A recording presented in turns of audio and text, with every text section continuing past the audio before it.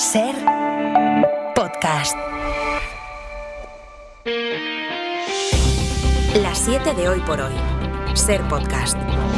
Hola, muy buenos días. Han hecho falta 3 semanas para que la jueza de Catarroja sepa al fin la hora a la que Maribel Vilaplana sacó su coche del parking después de comer con Carlos Mazón en el Ventorro el día de la Dana. Según un extracto bancario aportado por la periodista, fue a las 7:47 de la tarde, es decir, una hora después de que el presidente y la comunicadora terminaran su larga comida, tras la que, según su versión, Mazón la acompañó hasta ese aparcamiento paseando y hablando de fútbol. Todo esto cuando Valencia se inundaba y morían las víctimas. José Luis Astre, hola. Hola, buenos días. La propia Vilaplana reconoció ese recorrido ante la jueza de Catarroja el pasado 3 de noviembre, la misma mañana en que el presidente anunciaba su dimisión.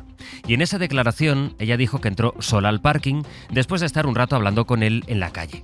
Luego contó que estuvo unos minutos mirando el móvil y el ordenador dentro del parking, en el aparcamiento del que ahora sabemos que salió casi a las 8, a las 7:47 de la tarde. Fue el propio Carlos Mazón quien la semana pasada, en la comisión que investiga la Dana en el Congreso, contó que él acompañó sin escoltas a la periodista hasta ese aparcamiento. Y después, dijo él, se fue al Palau andando. Que mi itinerario fue desde el restaurante a la calle de la Paz y desde la calle de la Paz andando hasta el Palau de la Generalitat. ¿Y si estabas caminando? Y que desde el Palau desde el Palau de la Generalitat, desde allí, con posterioridad, me trasladé al centro de emergencias de La Eliana. Ese fue mi itinerario. Sin embargo, está contando el diario Levante una nueva información que desmonta también esta versión de Mazón, porque según este diario fue la propia Maribel Vilaplana quien llevó a Mazón en coche hasta las inmediaciones del Palau de la Generalitat, donde llegó alrededor de las 8 de la tarde. Levante cita fuentes del PP, o sea, gente del partido de Mazón, informando de que no llegó andando al Palau, sino que lo llevó Vilaplana en el coche después de que ella sacara ese vehículo del parking una hora después de que hubieran terminado su almuerzo en el Ventorro. Estamos hablando en todo caso de las horas de los momentos críticos de la riada. Estamos hablando de ese periodo en el que se incluyen los 37 minutos en los que Mazón no cogió el teléfono porque, según dijo también en el Congreso, quizá es que lo llevaba en la mochila y no lo oyó. Esta versión, en todo caso, también contradice a la que dio Vilaplana ante el juez como testigo, porque ella dijo que se despidieron en el parking y que no sabía hacia qué dirección se fue después Mazón. El miércoles empieza con los ecos de las manifestaciones convocadas por todo el país con motivo del 25N, Día Internacional para la Eliminación de la Violencia Machista. Más de 40 marchas que se han replicado en ciudades como Madrid, Barcelona, Valencia o Sevilla, y donde miles de personas salieron a las calles para protestar contra la violencia de género, pero también por el negacionismo de la ultraderecha en este asunto. Es urgente primero contraatacar este discurso de borrado de la violencia de género, que está ahora está surgiendo, ¿no? Con mucha fuerza, el hecho de que la violencia de género no existe. Día que el Gobierno aprovechó ya desde primera hora para anunciar la propuesta de Teresa Peramato como nueva fiscal general del Estado, después de la renuncia de Álvaro García Ortiz, condenado por el Supremo. A la espera del informe del Poder Judicial, que no es vinculante y que en principio conoceremos hoy, el Ejecutivo defiende la idoneidad de Peramato al frente de la Fiscalía, entre otras cosas, decía el ministro Bolaños, por su trabajo en defensa de las víctimas de la violencia de género. Recuerden que la ley de violencia de género es una ley de 2004, en 2005 empieza su camino para implementarse en los juzgados en nuestro país y Teresa Peramato tuvo un protagonismo indiscutible en la implementación de esta justicia especializada para acompañar a las mujeres víctimas de violencia de género. Una propuesta que el PP empezó celebrando, pero que acabó criticando por su carácter progresista. Era Miguel Tellado quien, como hizo Feijóo ya el lunes, cuestionaba a Peramato no por su currículum o capacidad, sino por haber sido elegida por el Gobierno. Porque lo importante es saber si Sánchez sigue creyendo, pese a la sentencia condenatoria, que la Fiscalía es su Fiscalía. Por lo tanto, cautela. Lo importante no es a quién nombran, sino el que lo nombra si ha aprendido la lección. Es miércoles, es 26 de noviembre. Hoy por hoy noticias.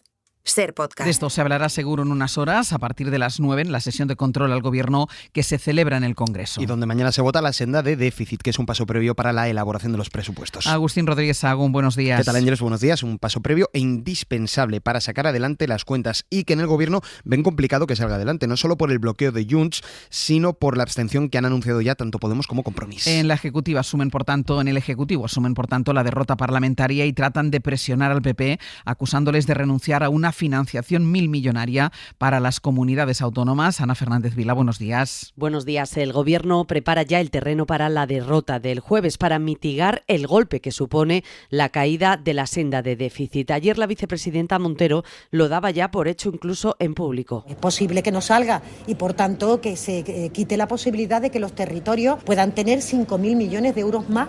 Ya contaban con el no de Junts. Fuentes gubernamentales admiten que ni siquiera han podido negociar sobre esto con Puigdemont y ayer se desmarcaron también Compromís y Podemos. Hemos decidido que en la próxima votación del jueves nos abstendremos. Así que la estrategia de Moncloa pasa ahora por presionar y retratar al PP por rechazar para sus comunidades más capacidad de endeudamiento. Pilar Alegría. No puedes estar continuamente quejándote de la falta de financiación y cuando se pone en marcha la posibilidad de que lleguen más de 5.500 millones de euros, votar en contra. Pero en Génova hacen oídos sordos. No parece muy probable que el Partido Popular apoye una senda de déficit en la que no creemos. Confirmaba ayer la portavoz Muñoz que no van a salvar al Gobierno de esta nueva derrota parlamentaria. El otro asunto económico que el Gobierno va a tratar hoy es la subida del salario mínimo para el año que viene. Los sindicatos proponen elevarlo en 89 euros más al mes, dejándolo en 1.273 euros, es decir, una subida del 7,5%, Estefanía Salvatierra. Los sindicatos marcan el paso al Gobierno y a la patronal en la negociación del salario mínimo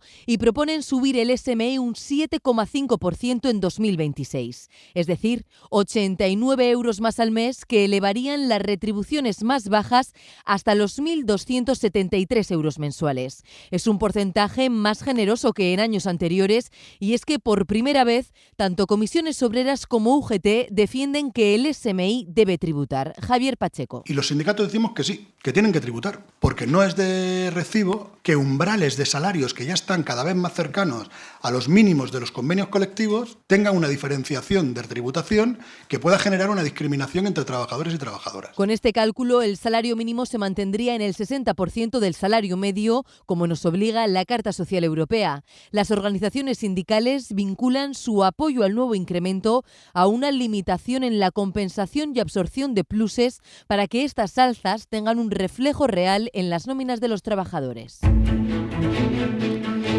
La Agencia Española de Protección de Datos ha multado con 10 millones de euros a AENA por el uso injustificado de sistemas de identificación de pasajeros como el reconocimiento facial. Es un programa que funcionaba en 8 aeropuertos y que debe suspenderse inmediatamente por orden de la agencia al no haber evaluado correctamente el impacto en la protección de los datos de los viajeros. AENA ya ha dicho que lo va a recurrir. Edu Hernández, buenos días. ¿Qué tal? Buenos días. El proyecto empezó su desarrollo en 2019 y se ha desplegado en hasta 8 aeropuertos de España.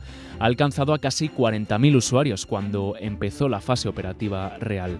Protección de Datos considera que el gestor aeroportuario ha hecho una evaluación de impacto incorrecta y no se ajusta a los parámetros exigidos porque estamos ante datos críticos. Dice la agencia que ni se ha justificado de manera correcta la necesidad de tener reconocimiento facial en los aeropuertos, ni se ha hecho un análisis de riesgos completo. Tampoco se han propuesto medidas menos intrusivas ni planes de contingencia por si el sistema llegara a fallar o se viera comprometido. Desde AENA señalan que jamás se han filtrado datos de la biometría y que van a acudir a la justicia para recurrir esta decisión, aunque de momento el sistema de reconocimiento facial va a quedar paralizado. Las 7 de Hoy por Hoy. Ser Podcast. El uso cada vez más extendido y diario de la inteligencia artificial puede amenazar los objetivos climáticos. Es lo que concluye un informe de NTT Data que alerta de la elevada cantidad de agua que necesitan los servidores. Estas infraestructuras sumadas a los centros de datos suponen ya el 1% de todas las emisiones de CO2 que llegan a la atmósfera de La Molina. La demanda energética mundial de centros de datos y de la inteligencia artificial está aumentando un 12% cada año. Más energía supone también más emisiones, hasta el punto de que se pueden duplicar hasta 2030 y alcanzar el 1% de todas las emisiones.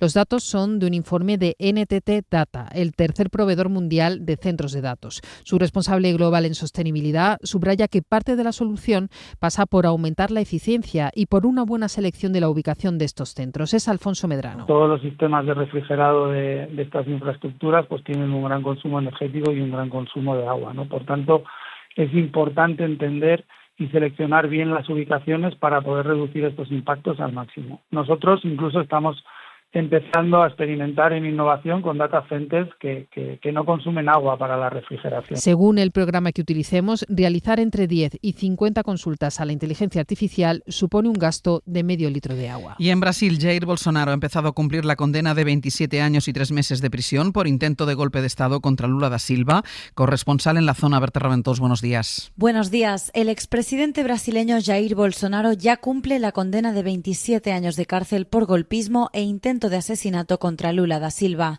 Este martes, el juez instructor del caso, Alexandre de Moraes, ha ratificado la sentencia tras considerar que la defensa ha agotado todas las posibilidades de recurso. El bolsonarismo sostiene que se trata de una persecución política. Los hijos de Bolsonaro y diversos representantes en el Congreso presionan para aprobar una ley de amnistía que le permita postularse en las elecciones del año que viene, aunque actualmente está inhabilitado hasta 2030. Por ahora, Bolsonaro continúa detenido en la sede de la Policía Federal en Brasilia luego de que el juez Moraes rechazara su solicitud de prisión domiciliaria por razones de salud. Además, varios militares implicados en el intento de golpe también han sido condenados y el tribunal ha solicitado retirarles sus galones. Hoy por hoy noticias. Ser Podcast. Hoy las historias que contamos en la radio siempre hasta ahora nos van a llegar de Galicia con Lara Salgado. ¿Qué tal? Buen día. ¿Qué tal? Muy buen día. Y de Extremadura con Maite Carrasco. Buenos días. Buenos días. Lara, voy a empezar contigo por esa mala noticia. Bueno, preocupación como mínimo, porque peligran los mejillones a las puertas de la Navidad. Sí, es que sin ser un producto súper típico para estas fechas, sí que hay siempre están buenos. Claro, porque hay multitud de entrantes que se pueden hacer con este bivalvo que es muy característico de las rías gallegas. Pues bien, casi todo el sector está paralizado por las biotoxinas lipofílicas, que es un fenómeno natural que se conoce como marea roja y que ha obligado al cierre de 50 de los 52 polígonos bateeiros que hay en Galicia. De hecho, este mismo martes por la noche se confirmaba que solo se puede extraer mejillón en 2 puntos, en uno muy concreto de Sada y en otro en Camariñas. Y el impacto está al Ángels, que permanecen inoperativos por esta marea roja 3.414 de los 3.437 criaderos flotantes. Pues todavía queda un mes para la Navidad, a ver si se soluciona. Robots que sanan y que unen a escolares y niños hospitalizados en Badajoz. Maite, ¿qué es esto? Pues es un proyecto que han denominado Aulas Hospitalarias Lopetrónicas, una iniciativa impulsada por el Colegio Lope de Vega de Badajoz. El programa une innovación educativa, inclusión y compromiso social a través de la robótica educativa para crear ese vínculo entre alumnos del centro y los niños y niñas hospitalizados.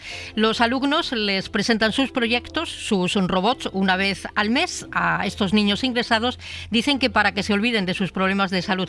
Así explicaban lo último que han presentado. Por ejemplo, yo hice uno que se llama Carrera de Saltadores, que va pegando saltitos y después cuando lo termines de construir lo puedes programar para ver de dónde a dónde quieres que vaya. Pues en mi caso hice la pinza también y los chicos que me tocaron como no tenían mucha idea de robótica, la verdad, así que... Pues han presentado 3 tipos de robots y cada mes acuden al hospital a enseñarlos. En diciembre, segunda visita, para compartir hora y media con estos niños en el hospital. Los múltiples usos de la muralla de Lugo, de sala militar, Lara, a transformador eléctrico. Sí, es uno de los elementos, yo creo, más definitorios de esta ciudad gallega y es la fortificación mejor conservada de Europa. No solo eso, la única, de hecho, que conserva el circuito completo que se puede rodear de principio a fin, y esto en el mundo. Pues este año se cumplen 25 años de su declaración como Patrimonio de la Humanidad, pero además de un elemento de defensa, tuvo multitud de usos y algunos además bastante curiosos. 1700 años de historia al final dan para muchísimo. Fue almacén almacén de aperos del conde Pallares. Durante la guerra carlista hubo baterías y hasta albergó esta muralla una tinería, es decir, un lugar con tinas donde se hacían tratamiento de diferentes pieles. Pues bien, con la llegada de la electricidad se usó incluso como transformador eléctrico, un cableado que se puso en esa época, ¿no? Y se comenzó a retirar el siglo pasado. Bueno, pues aún ahora, en labores de excavación que se hacen cerca de la muralla, sigue todavía apareciendo y dando algún que otro quebradero de cabeza. Una muralla multiuso. Y la historia de un pueblo que ha peleado 3 años por una letra, por la L. El Consejo de Gobierno de la Junta de Extremadura aprobó añadir esa L el pasado mes de octubre a propuesta del Ayuntamiento. Estamos hablando de Aldehuela del Jerte. Se hizo un estudio por parte de la Real Academia de Extremadura de las Letras y las Artes y ese estudio confirma que a raíz de un fallo de los años 70, a lo largo de la historia, el nombre del pueblo apareció indistintamente como de Jerte y del Jerte en actas y documentos. La alcaldesa nos cuenta que se trata de una cuestión, que no se trata de una cuestión menor, porque los vecinos, ya con esta decisión, el municipio recupera la forma tradicional con la que siempre lo han identificado, del Jerte. Aldehuela del Jerte. Muchísimas gracias, Maite Lara. Hasta luego. Hasta luego. Hasta luego. Y vamos ya con nuestra recomendación cultural para empezar el día. Hoy Raquel García nos propone una serie. Era uno de los estrenos más esperados de la temporada, del creador de Mare of Easttown, la ficción en la que Kate Winslet hacía de detective. Ya está disponible en HBO la serie completa de Task, nuestra recomendación de hoy. Es fácil hablar de perdón cuando a ti no te afecta. Aquí el protagonista es Mark Ruffalo, que encarna a un agente del FBI que intenta desmantelar con su inexperto equipo a una banda que roba en casas de pequeños traficantes de droga. El problema es cuando caen en la casa equivocada. Me han pedido crear un grupo especial. ¿Ahora? Kaz, ahora no tengo alternativa. Policías acabados en la trama, niños perdidos y un grupo de moteros implicado en el tráfico de fentanilo, que está inspirado en los auténticos Warlocks, considerada una de las bandas más peligrosas de los Estados Unidos aún hoy en activo. ¿Dónde está el dinero? Sois los que estabais dando problemas, ¿eh? Me voy a quedar con su dinero para que tengamos una vida mejor. Hola, papá.